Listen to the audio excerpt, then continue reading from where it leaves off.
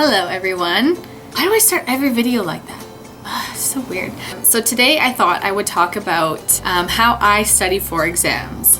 So this is hopefully going to be somewhat helpful for you, but keep in mind that this is just the way that I study. It's not necessarily the most effective or the most beneficial for everyone, but it's just what I do to study for exams. And it's kind of perfect because I'm currently studying for exams. So when I study for exams, I typically like to read over my notes like over and over again. I find that to be very effective for me for how to study. I'm not the kind of person who likes to be rewriting my notes over and over again. I don't find that to be super helpful. Generally speaking, I usually study by reading over my notes over and over again, and I read them out loud so that I can hear my voice and I can kind of analyze things with myself and talk them through. So that's the main way that I study for exams. So when you're studying for law school exams, most exams in law school are open book. So you don't have to worry about necessarily memorizing everything, but you do need to have a really good grasp of the principles and the tests and some case law so that you can apply the law. You don't have to necessarily memorize it, but you have to know how to use it. Reading things over and over again is helpful for... Why am I out of breath? Jeez. Reading things over and over again is helpful if you are just trying to understand maybe a certain case or something, but it's not going to be necessarily the most beneficial way to study, just in terms of actually being able to use what you study in an exam. Because usually in an exam in law school, all exams are kind of different, but most exams have a hypothetical, which is basically like a story. It's a little fact scenario, it's a story, and you have to spot the issues and you have to be able to apply the law to those issues and analyze it. You have to be able to apply the principles and come up with an answer. And typically professors are less interested in your answer and more interested in how you got there. So they want to see that you know what the law is, that you know what the principle is, and that if it comes from a case or something, that you know what case it's from, and they want to see that you can apply it to the facts in that case. So a really effective way that I find for studying for exams for something like that is making frameworks. So a framework is basically, it's kind of just like an outline for a certain area of the law, a certain topic. So for example, I'm currently studying for my family law exam that I have on Tuesday. So a framework for this could be maybe child support. So if I make, so child support has a test, it's like an 8-step test. And so I could make a framework that has all of the 8 steps, and it has certain cases that demonstrate that particular step. Or maybe, like, for example, for child support, the most important principle is the best interests of the child. So I will have a framework, and in it somewhere I will put best interests of the child, and then that will remind me when I'm in an exam to actually write that in my exam. So then when you go to an exam with a framework, you have basically just this kind of outline that you can bring with you. For some things, you can probably copy it directly into your exam.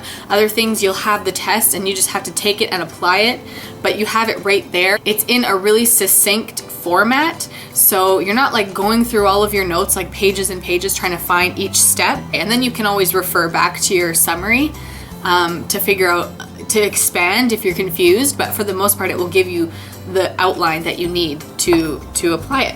I made a couple different, more rough frameworks for my constitutional law exam that I just had yesterday. So like one here I have is Aboriginal rights and interjurisdictional immunity. So that was something that was going to be on our exams. So I find that a really helpful way to study. And another thing that you can do, and that has to do with frameworks, is anticipate the kind of questions that your professor is going to ask you. Yeah, so currently I am just going through my summary. My summary is right now for family law 140 pages, which is like ridiculous. I'm not printing all of this off. So I'm trying to go through it and cut stuff out, and then I'm hoping to print it off and then start reading it out. But I also am going to make some frameworks for it so that like for child support, spousal support, so that I can bring those in with me. So I'll show you what my summary, so this is my summary for constitutional law. It's over 100 pages. It's ridiculous, actually. So here's what it looks like. Like here's the front. I usually make a table of contents. So then if you're looking for a particular thing, like if I want to know about, I don't know, Paramount C, then I have Paramount C written. I don't know if you can even see that. And then I have the page number. Another tip, always make sure you put page numbers on your summaries. I did not do that for literally every single summary I had last year. And I had to write them all in myself, which isn't the end of the world, but it's kind of annoying. So always make sure if you're gonna make a table of contents that you have page numbers. So in your summary, you're just going to have, I mean, everybody's summaries are different. I usually make a long summary and I bring that in with me because then I just have everything that I need. And then I can always, like I will underline and highlight things like I did here. So those are the most important things. Those are the key points that I want to make sure I know. But I bring in the rest just in case I happen to blank on something or whatever. So mine is mostly just full of like some cases, and different points that we talk about, something like that. So it's just kind of, it literally is basically all of my notes trimmed down with some cases and everything under each heading, and it just makes it very organized and easy to deal with when you go into the exam so that you can find things and you can refer back to cases and whatever. So that's the whole point of a summary basically. I usually keep my summaries quite long. I know a lot of people will make shorter ones. I just don't find it that helpful. It's too much work for me. I also use my class notes as my summaries. Some people make a separate document. Again, too much work for me. I don't like doing that. I don't find that I study well that way. I study by reading things over and over again and by making frameworks. I don't study by rewriting my notes or shortening them, which is what I'm doing right now, and it's very annoying.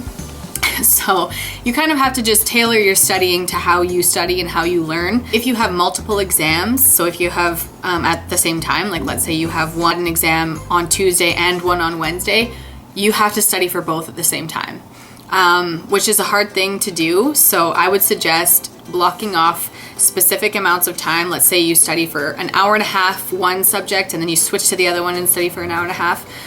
You just have to study for both at the same time. Keeping in mind, you know, if you have, after your Tuesday exam, if you have some extra time to study for your Wednesday one, then you keep that in mind when you're studying for both. Another piece of advice, a great thing to do is if your professors post old exams or if you can access, maybe at the library, old exams, great way to study. Like the best way that you can study is by doing those old exams because first of all, you'll see the kind of questions that your professor likes to use. You'll see the kind of issues that they like to focus on. And then you get to actually apply what you know. I don't know that I would suggest starting with those. You want to make sure you've studied a bit first and then try it. Otherwise, it's kind of a waste. But really try and do those exams. And if you can, do them under timed conditions because a lot of writing exams, especially in law school, is timing. It's kind of like writing the LSAT. It's very seldom that you will have extra time. Like for the most part, most exams, you're writing till the very last minute. Most of writing exams is about being quick. It's about knowing how to apply the law and being fast about it. So if you can practice under time conditions, that's a great way to study and do those old practice exams because that's going to be the best way that you can learn the material and really apply it. The most important thing when you're writing an exam is, I don't know if I said that about something already. Anyway, I think this is the most important thing is always write something because professors are always looking to give you marks. They want to help you. They want to give you marks for things, but they can't give you any marks if you don't write anything. Even if you don't have time to write a full answer, jot down some notes, like literally anything just to show that you do know something because then they can give you marks for that. Another thing I would just say, keep in mind when you're making your summaries that for the most part, when you're in an exam, you're not going to have time to go through your whole summary. So you need to make it in a way that will help you find things quickly. The other thing about summaries is using other people's summaries. I don't recommend it just because other people study things differently. They write different things down. They remember different things.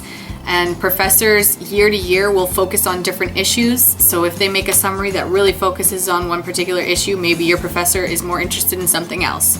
So it's not going to be the same. So I would not recommend using other people's summaries. You can use them maybe as a framework for how to make your own. And you can maybe take from theirs what you find helpful. and then add your own stuff, but never just rely on somebody else's summary. You always want to be making your own, in my opinion. That's what I would say.